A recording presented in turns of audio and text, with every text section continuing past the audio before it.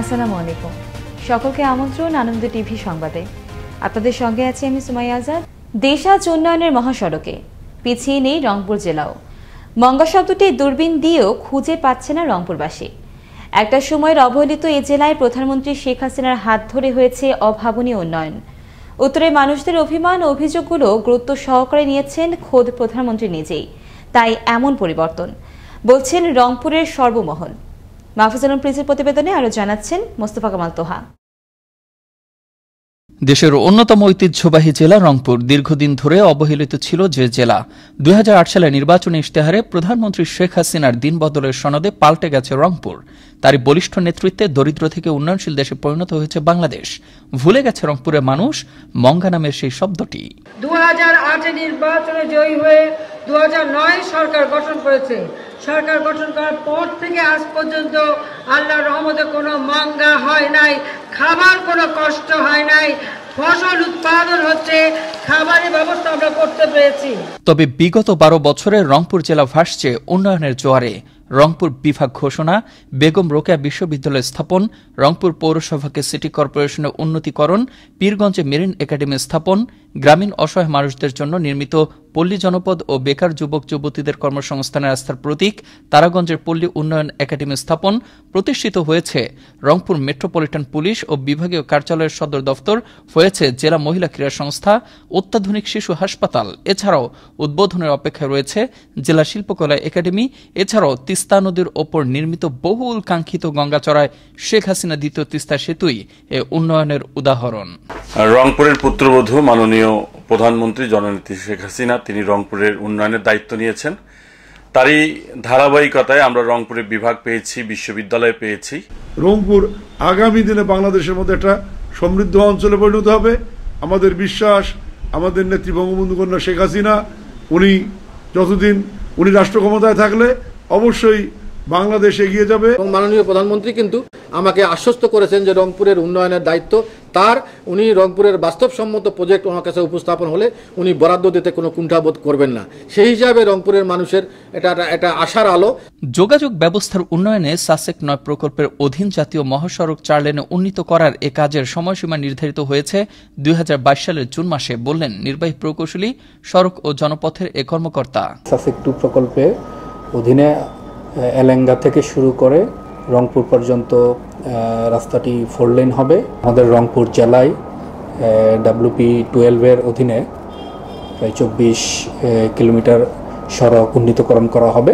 প্রধানমন্ত্রীর হাত ধরে রংপুর সহ উন্নয়নের দিকে পুরো বাংলাদেশ।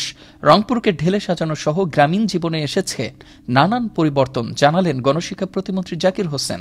আমার রংপুরের এই বিভাগ, আমি এই বিভাগের মানুষ, বিশাল একটি পরিবর্তন হতে যাচ্ছে। তা আমরা উন্নয়নের দিকে যাচ্ছি, আজকে উন্নত বাংলাদেশ হতে যাচ্ছি। মাননীয় প্রধানমন্ত্রীর হাত ধরে ইনশাআল্লাহ আমরা সেই লক্ষ্যে পৌঁছতে পারব। চলছে পাইপলাইনের মাধ্যমে গ্যাস সরবরাহেরও প্রক্রিয়া। অনুমোদনের অপেক্ষায় রয়েছে রংপুর উন্নয়ন কর্তৃপক্ষ প্রকল্প ছাড়াও জনকল্যাণমুখী অসংখ্য প্রকল্প। এ অঞ্চলের মানুষের ভাগ্য পরিবর্তনে প্রতিনিয়ত কাজ করে যাচ্ছেন বঙ্গবন্ধু কন্যা প্রধানমন্ত্রী শেখ হাসিনা। মোস্তফা কামাল তোহা, আনন্দ টিভি, ন্যাশনাল ডেস্ক। আবার দেশের খবর। নড়াইল সদরের মাছিদিয়া গ্রামে বরেণ্য চিত্রশিল্পী SM সুলতানের 27তম মৃত্যুবার্ষিকী পালন করল SM সুলতান ফাউন্ডেশন ও জেলা প্রশাসন। রবিবার সকাল থেকে কোরআনখানি, পুষ্পস্তবক অর্পণ এবং দোয়া প্রার্থনার মধ্য দিয়ে দিনটি পালন করা হয়। এ সময় জেলা প্রশাসক হাবিবুর রহমান, অতিরিক্ত পুলিশ সুপার কামরুজ্জামান এবং জেলা শিল্পকলা একাডেমির সাধারণ সম্পাদক মলয় কুমার কুণ্ডু সহ আরও অনেকেই উপস্থিত ছিলেন। দুর্গাপূজা উপলক্ষে 12 থেকে 16 সেপ্টেম্বর পর্যন্ত টানা 5 দিন বন্ধ থাকবে লালমনিরহাটের পাটগ্রামের বুড়িমারি স্থলবন্দর দিয়ে সকল ধরনের আমদানি রপ্তানি কার্যক্রম। তবে পাসপোর্টধারী যাত্রীরা ভারত থেকে দেশে আসতে পারবেন। শনিবার দুপুরে বুড়িমারি স্থলবন্দরে শুল্ক স্টেশনের কাস্টম সহকারী কমিশনার কেফায়েতুল্লাহ মজুমদার বিষয়টি নিশ্চিত করেন। গাজীপুরে বাসন ও ভোগড়া এলাকার শ্রমিকদের না জানিয়ে 2টি পোশাক কারখানা হঠাৎ করে বন্ধের ঘোষণার প্রতিবাদে সড়ক অবরোধ করে রাখে বিক্ষুব্ধ শ্রমিকরা। এর ফলে বন্ধ থাকে ঢাকা ময়মনসিংহ মহাসড়কে যানবাহন চলাচল। এদিকে কারখানা কর্তৃপক্ষ এবং শ্রমিকদের সঙ্গে কথা বলে সমস্যার সমাধানের চেষ্টা করা হচ্ছে বলে জানান গাজীপুর মেট্রোপলিটন পুলিশের উপপুলিশ কমিশনার জাকির হোসেন। জাতির জনক বঙ্গবন্ধু শেখ মুজিবুর রহমানের জন্ম শতবার্ষিকী উপলক্ষে পাবনা জেলা পুলিশের সার্বিক ব্যবস্থাপনা ও জেলা ক্রীড়া সংস্থার সহযোগিতায় রেটিং পদ্ধতিতে উদ্বোধন করা হল 3 দিন ব্যাপী দাবা লীগের। শনিবার বিকেলে খেলার উদ্বোধন করেন বাংলাদেশ পুলিশের রাজশাহী রেঞ্জের ডিআইজি আব্দুল বাতেন। জেলার 9টি উপজেলার 11টি দাবা দলের 55 জন অভিজ্ঞ নবীন এবং প্রবীণ দাবাড়ু খেলোয়াড় এই প্রতিযোগিতায় অংশগ্রহণ করেন। দেখছেন আনন্দ টিভি সংবাদ, সঙ্গে আছি সুমাইয়া আজাদ। কক্সবাজারের টেকনাফে অবসরপ্রাপ্ত মেজর সিনহা মোহাম্মদ রাশিদ খান হত্যা মামলায় 5ম দফায় প্রথম দিনের সাক্ষ্য গ্রহণের মধ্য দিয়ে শুরু হল বিচারিক কার্যক্রম। রবিবার সকাল 10:15টার দিকে জেলা ও দায়রা জজ আদালতের বিচারক স্মাইলের আদালতে 20তম সাক্ষী বেবি বেগমের অসমাপ্ত জেরার মধ্য দিয়ে শুরু হয় এই বিচারিক কার্যক্রম। এর আগে পুলিশের কড়া নিরাপত্তার মধ্য দিয়ে টেকনাফে বরখাস্তকৃত ওসি প্রদীপ সহ 15 আসামিকে আদালতে হাজির করা হয়। পটুয়াখালীর কলাপাড়ার লালুয়া ইউনিয়নের আওয়ামী লীগ নেতা আব্বাস আলী সহ সকলের বিরুদ্ধে দায়ের করা মামলাকে মিথ্যা ও হয়রানিমূলক আখ্যা দিয়ে মানববন্ধন করল ভুক্তভোগী ও এলাকাবাসী। রবিবার সকালে ইউনিয়নের একটি বাজারে মানববন্ধন অনুষ্ঠিত হয়। দ্রুততম সময়ের মধ্য দিয়ে এই মামলার প্রত্যাহারের দাবি জানান মানববন্ধনের বক্তারা। প্রজনন মৌসুমে মা ইলিশ রক্ষায় নোয়াখালীর হাতিয়ার মেঘনা নদীতে যৌথ অভিযান পরিচালনা করে উপজেলা মৎস্য অধিদপ্তর ও কোস্টগার্ড। অভিযানকালে 280 পিস লবণ মাখা মা ইলিশ ও একটি ট্রলার সহ 5 জেলেকে আটক করা হয়। পরে ভ্রাম্যমাণ আদালতের মাধ্যমে জেলেদের অর্থদণ্ড প্রদান এবং মাছগুলো এতিমখানায় বিতরণ করা হয়। ভ্রাম্যমাণ আদালত পরিচালনা করেন উপজেলা নির্বাহী কর্মকর্তা মোহাম্মদ শাহজাহান। এদিকে মা ইলিশ রক্ষায় শনিবার বিকেল 4টা থেকে রাত 8টা পর্যন্ত মানিকগঞ্জের শিবালয়ের পদ্মা ও যমুনা নদীতে যৌথ অভিযান পরিচালনা করে র্যাব ও জেলা মৎস্য অধিদপ্তর। র্যাবের উপস্থিতি টের পেয়ে আগে পালিয়ে যায় জেলেরা। তবে জেলেদের ফেলে যাওয়া 10,000 মিটার কারেন্ট জাল, 2টি ট্রলার ও 10 কেজি ইলিশ মাছ জব্দ করা হয়। মাছগুলো স্থানীয় এতিমখানায় দান করে জাল ও ট্রলার দুটিকে স্থায়ীভাবে ধ্বংস করা হয়। ঢাকা ময়মনসিংহ মহাসড়ক যেন এখন একটি মৃত্যুফাঁদ। রবিবার সকালেও এই মহাসড়কটিতে প্রাণ হারালেন এক মোটরসাইকেল আরোহী। গাজীপুরের শ্রীপুরের গড়গড়িয়া মাস্টারবাড়ি এলাকায় বেপরোয়া গতির একটি মোটরসাইকেল পণ্যবাহী একটি ট্রাককে পেছন থেকে ধাক্কা দিলে ঘটনাস্থলে মৃত্যু হয় মোটরসাইকেল আরোহীর। ঘটনার সত্যতা নিশ্চিত করেন মাওনা হাইওয়ে থানার উপপরিদর্শক হাদিউল ইসলাম। শনিবার বিকেলে কুমিল্লার তিতাসের কলাকান্দি বাজারের একটি মোবাইল ব্যাংকিং এর দোকানে ডাকাতিকালে 7 সদস্য বিশিষ্ট সংঘবদ্ধ ডাকাত দলের 5 সদস্যকে আটক করতে সক্ষম হয় স্থানীয়রা। এ সময় পালিয়ে যায় অপর 2 ডাকাত সদস্য। পরে আটককৃত ডাকাতদের থানায় হস্তান্তর করা হয়। রবিবার সকালে তথ্য নিশ্চিত করেন তিতাস থানার ভারপ্রাপ্ত কর্মকর্তা সুধীর চন্দ্র। ময়মনসিংহের হালুয়াঘাট সীমান্তে হাতির তাণ্ডবে দিশেহারা এলাকার জনসাধারণ। দীর্ঘদিন ধরে চলা এই তাণ্ডবে এ পর্যন্ত প্রাণ হারিয়েছেন অর্ধশতাধিক মানুষ।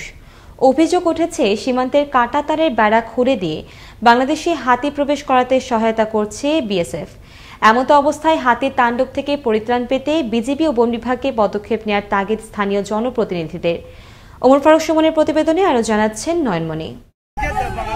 ময়মনসিংহের হালুয়াঘাট সীমান্ত এলাকার বানাই চিরিঙ্গিপাড়া গ্রামের উদ্যমী যুবক আব্দুর রশিদ 50% জায়গা বর্গা নিয়ে 60,000 টাকা খরচ করে ঝিঙ্গা চাষ করেছেন তিনি।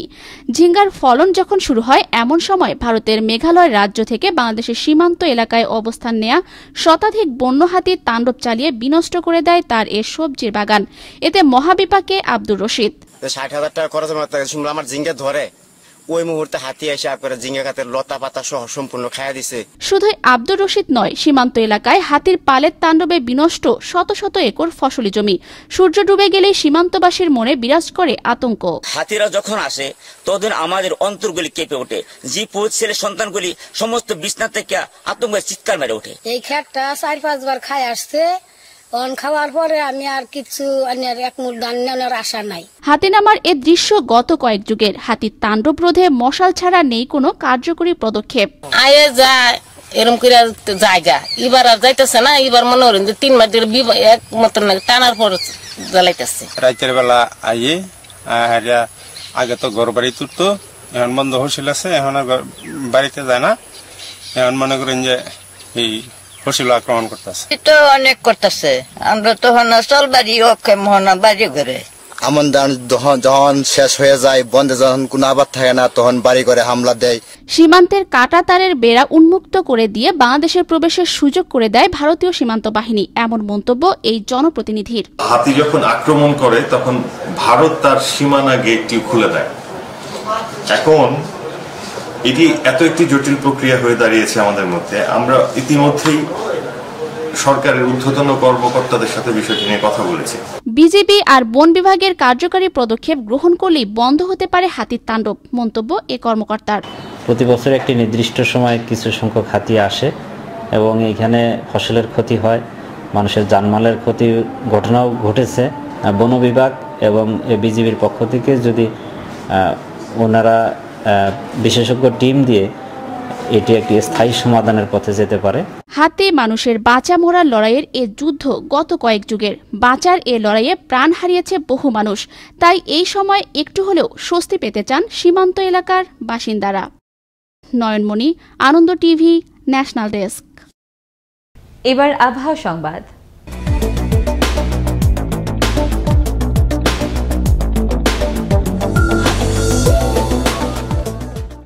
রবিবার সকাল ৯টা থেকে পরবর্তী ২৪ ঘন্টার আবহাওয়ার পূর্বাভাসে বলা হয়েছে, চট্টগ্রাম বিভাগে ২-১ জায়গায় বৃষ্টি অথবা বজ্রসহ বৃষ্টি হতে পারে।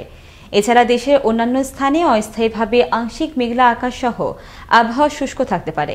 এছাড়া সারা দেশে দিন ও রাতের তাপমাত্রায় প্রায় অপরিবর্তিত থাকার সম্ভাবনা রয়েছে বলেও জানায় আবহাওয়া অফিস।